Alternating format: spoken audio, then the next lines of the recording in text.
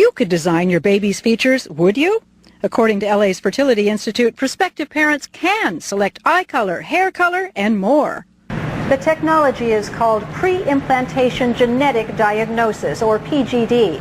It was created to screen for disease, then used for gender selection. Now this clinic plans to allow parents to select physical traits. I would predict that by next year we will have determined sex with 100% certainty on a baby, and we will have determined eye color with about an 80% accuracy rate. Dr. Jeffrey Steinberg is a pioneer in vitro fertilization. I think it's very important that we not bury our heads in the sand and pretend that these advances aren't happening. Kirsten and Matt Landon used his clinic to select the sex of their daughter. Choosing other genetic traits intrigues them. I would have considered trait selection as an option, but not necessarily have gone with it. A recent U.S. survey suggests most people support the notion of building a better baby when it comes to eliminating serious diseases. But Dr. Steinberg says using technology for cosmetic reasons shouldn't scare people away. Of course, once I've got this science, am I not to provide this to my patients? I'm a physician. I want to provide everything science gives me to my patients. You've come a long way, baby. Hattie Kaufman, CBS News, Los Angeles.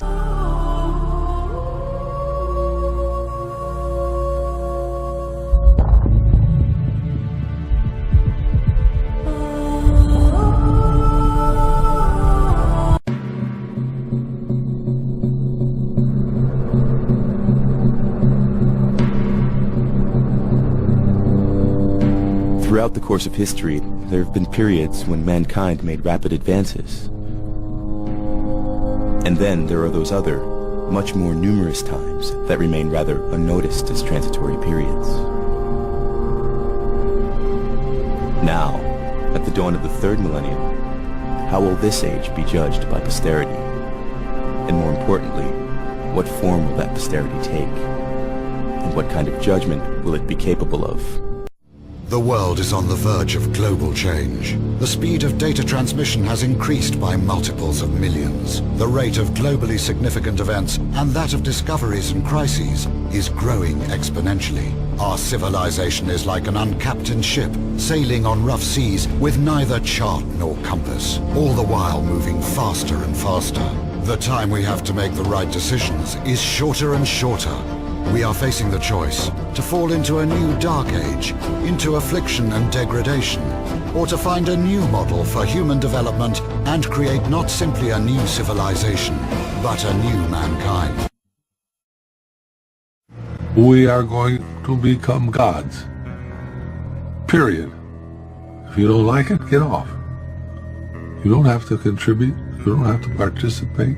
But if you're going to interfere with me becoming God. We are shifting to a transhuman base. We've come out of a humanist time, and now we're redefining what it is to be human.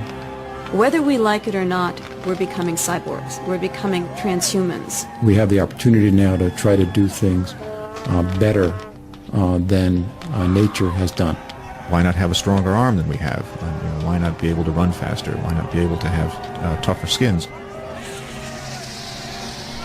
If you're going to replace your eye for vision, why limit it to visual? Why not give it the kind of vision a bat has? Give it ultrasound. Could you imagine a Versace body design? Can you imagine a Thierry Mugler body design? These individuals, the late Versace was an incredible designer. What if he was a transhuman? What if he was an artist who really wanted to combine art and science? I bet his designs for a future body would be astounding. We really, really do want to violate human limits now, and we're getting closer and closer to the ability to do it. It's what we want. And here we are in the Brain Research Laboratory. Yeah, here's the brain when it was stored. Dr. Robert White is a neurosurgeon at the Cleveland Medical Hospital in Ohio. Now, here are some pictures. In 1963, he performed the first experiment to keep a brain alive outside the body. This is a human skull here. That's not real. This is a gorilla. See here, when you take the brain out and isolate it, you can take all that if you want, and you keep it alive and live forever. See, this is a human brain, actually, and it is fixed. So no one needs to worry about it being alive. There have been many attempts throughout the world, particularly in the old Soviet Union, to take the brain out of an animal, they like the dog, for example, and keep it alive with machinery. Now, you can do that with the heart, the kidney, the liver, the lung, all the other body organs, solid organs. But nobody had ever been able to do it with the brain. And part of the reason is we must remember the brain is very delicate when it comes to its blood supply. And so when we finally did it and found that this brain of a highly developed animal had brain waves, had biochemistry, was functioning just as it would. Now, we couldn't talk to it, we could send it electrical signals, we could show that it could actually hear and so forth, but we didn't know whether it was processing the information. But the point of it all is that that moment in time also said to us, if you can do it for the animal brain, you could do it for the human brain. This incredibly brilliant scientist, Stephen Hawking, who's an astrophysicist, actually, he is now in a wheelchair and literally speaks via a computer. And some people, perhaps unkindly, have described this wonderful man as sort of a head on a computer, basically. But he would be somebody who potentially could survive his diseased body through a total body transplant. To prove that the brain was in fact functioning normally while in this state, Dr. White needed to undertake a second experiment, during which he succeeded in transplanting the head of a monkey onto the body of another. The creature survived for 7 days before the body rejected the head.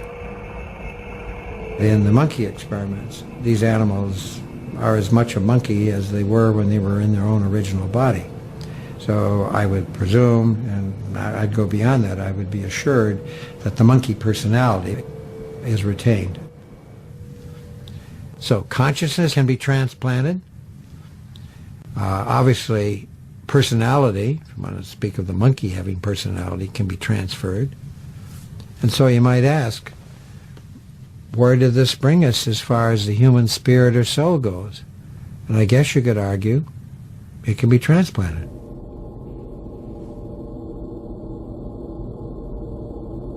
We are now becoming the objects of conscious design. And the implications of that are just enormous, because until now, we've been reshaping the world around us. And we can see how dramatically it's been changing. I mean, we've really reshaped the landscape, and we've built a society and altered society and changed everything that's external to us. But somehow we imagined that we were going to remain the same, that we ourselves were not going to be caught up in this process. And that's not, in fact, true. We are going to remake ourselves. And it's very difficult to deal with, because it will rip free all of the anchors that have until now told us who we are as human beings.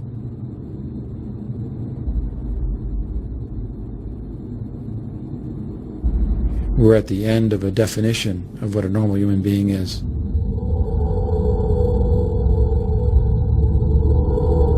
Every living thing is defined by its DNA code. The DNA is a long string consisting of 4 different molecules called A, T, C, and G, found in all living cells. So it is, in essence, a digital barcode that defines us as humans, just as it defines every other life form on this planet. Only the variety of combinations of these 4 elements makes us differ from one another. The Human Genome Project was started in 1990 as the largest technological enterprise ever, with a budget far outstripping that of the race to the moon, and involving hundreds of laboratories around the world, all with one main goal. Fundamentally, it was about determining the complete sequence of the human genome, the 3 billion letters that make up our genetic blueprint. And we know we have the code before us, and it's truly remarkable. It is a digital code, and buried within that code is information about what are all the genes necessary for making a human brain, all the genes necessary for making a human liver or the heart or any part of the human body. And now the fun stuff begins, because we get to start to crack that code, having the order of the letters in front of us. But fundamentally, it is very much a digital code.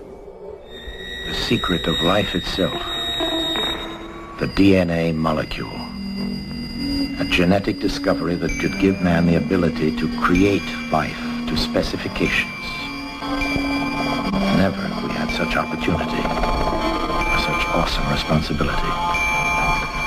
Change DNA structure in the lab is fairly straightforward and it's fairly simple.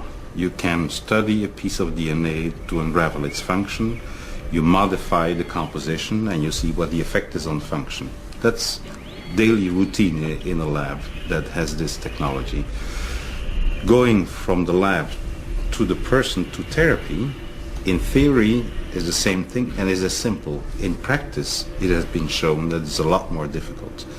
And the reason why it's so difficult is not that we don't know what pieces of DNA to put in, is that we do not succeed sufficiently and at a high rate in getting these pieces of DNA in the right cells. But we have learned how to do it from nature. What is a viral infection? It's a virus that sticks to the cells, that enters the cells, and that uses the machinery of the cells to multiply itself. Now you take this virus, you cut out the pieces that are dangerous so that it will still stick and be engulfed but not develop in the cell.